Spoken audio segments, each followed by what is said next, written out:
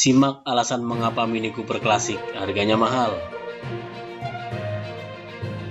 Dikutip dari carmuti.co.id, beberapa pekan belakangan ini, publik Indonesia diviralkan oleh mobil Mini Cooper atau Mini Morris milik Andre Taulany. Pasalnya, mobil tersebut dibeli Raffi Ahmad seharga 700 juta. Bagi sebagian orang, rasanya mungkin harga tersebut tak masuk akal. Namun bagi pecinta otomotif, harga tersebut merupakan apresiasi yang layak untuk mobil berdimensi mungil yang satu ini. Lantas, mengapa mobil kecil tersebut bisa memiliki harga yang sangat fantastis? Yuk, simak dulu alasan mengapa Mini Cooper klasik harganya mahal. Kami akan sedikit membahas cerita dan sejarah mengenai Mini Cooper generasi pertama. Sebenarnya, generasi pertama dari merek asal Inggris tersebut memiliki nama Mini Max 1 yang pertama kali eksis pada 1959 hingga 2000. Namun, generasi pertamanya hanya diproduksi pada tahun 1959 hingga 1967. Generasi inilah yang disebut sebagai Max 1. Generasi pertama ini dijual oleh perusahaan bernama British Motor Corporation. Mobil dua pintu ini didesain oleh Sir Alex Isigounis dan diproduksi di pabrik Longbridge dan Cowley yang berada di Inggris. Pada tahap persiapannya, mobil ini didesain lewat proyek bernama Austin Drawing Office 15 atau ADO 15. Mini Max 1 sendiri diketahui punya banyak nama, mulai Mini Max 1, Austin 850, Morris 850, Austin Mini C7N, dan Morris Mini Minor. Jika kalian ingat sejarah Volkswagen yang memang dibuat sebagai mobil kecil yang kompak dan harganya terjangkau, demikian pula Mini. BMC mencanangkan program untuk Mini agar bisa menjadi mobil yang lapang secara interior, namun hemat bahan bakar. Mesin yang ditanamkan pada generasi pertama ini berukuran 848 cc. Awalnya, para desainer dan mekanik ingin mencoba memasang mesin berkapasitas 948 cc. Hanya saja, Leonard Lord selaku ketua BMC saat itu berpikir jika mesin tersebut dianggap terlalu kencang, maka ia pun menyarankan untuk mengecilkan kapasitas menjadi 848 cc. Walaupun bermesin kecil, mesin ini sanggup melesatkan mobil hingga kecepatan 116 km per jam.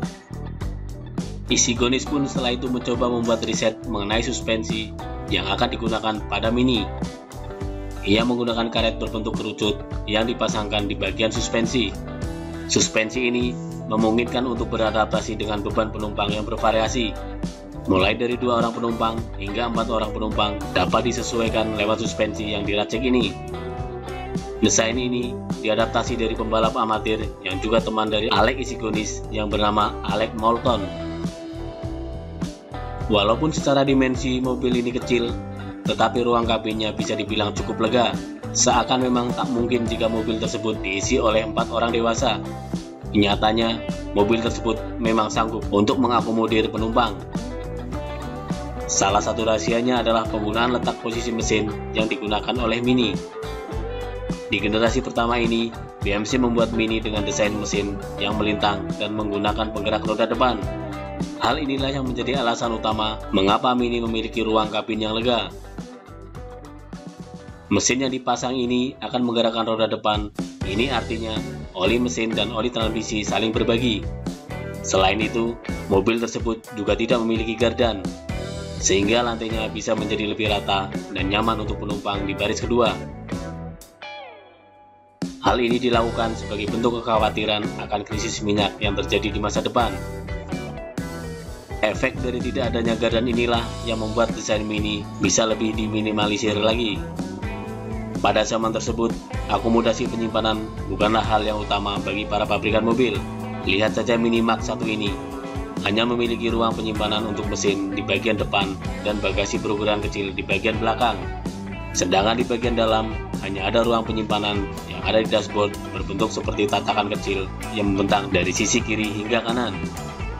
Mesin kecil yang dipasangkan di tubuh kecil itu ditawarkan dengan beberapa opsi transmisi, mulai dari manual 4 percepatan dengan sinkronis 3 rasio, 4 percepatan otomatis, dan 5 percepatan manual yang hanya ditawarkan beberapa model saja. Sejak awal kelahirannya, mobil kecil ini memang sudah ditawarkan dengan transmisi otomatis.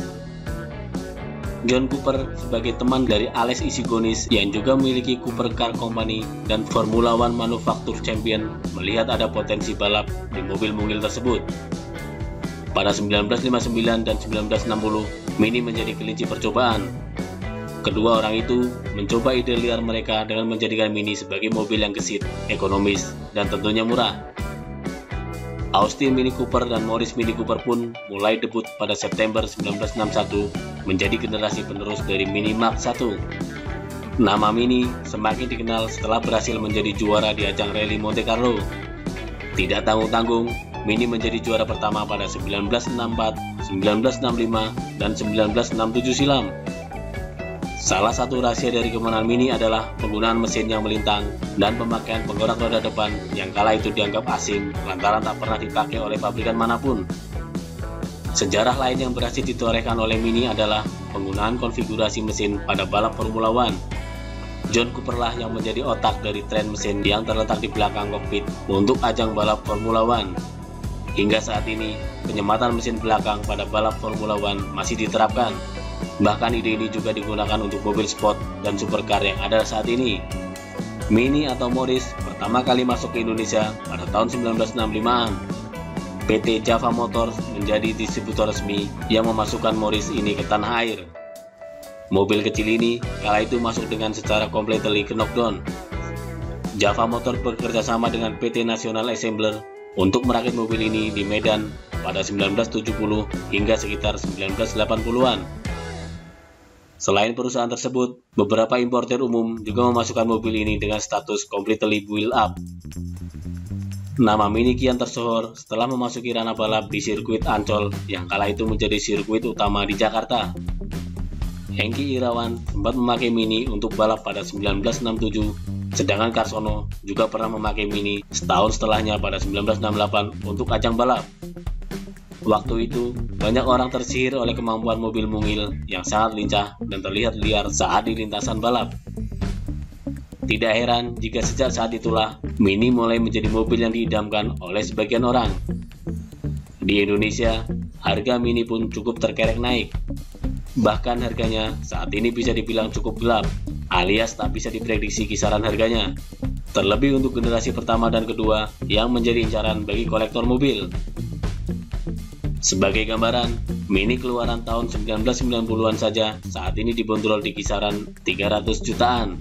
Sedangkan untuk keluaran 1970-an dengan transmisi otomatis, harganya bisa mencapai 600 jutaan lebih. Tak heran jika Mini yang dimiliki oleh Andre Taulany dijual di angka 700 jutaan rupiah. Nilai historikal yang sentimental bagi sebagian orang inilah menjadi alasan utama membeli Mini sebagai mobil hobi. Tongkat estafet dari cerita yang ditorehkan oleh Mini diharapkan bisa terus terjaga hingga generasi penerus dari sang pemilik mobil. Jika kamu memiliki mobil klasik, rasanya akan sangat sayang kalau hanya didiamkan di rumah. Akan lebih indah jika ia tetap bisa merasakan aspal jalanan di tahun 2020 ini atau sudah berusia 30 tahun lebih sejak ia dilahirkan. Terlebih pada 1999, Mini ditetapkan sebagai mobil kedua paling berpengaruh di abad 20 setelah Ford Model T. Sungguh kebanggaan yang sangat besar bisa memiliki atau bahkan mengendarainya.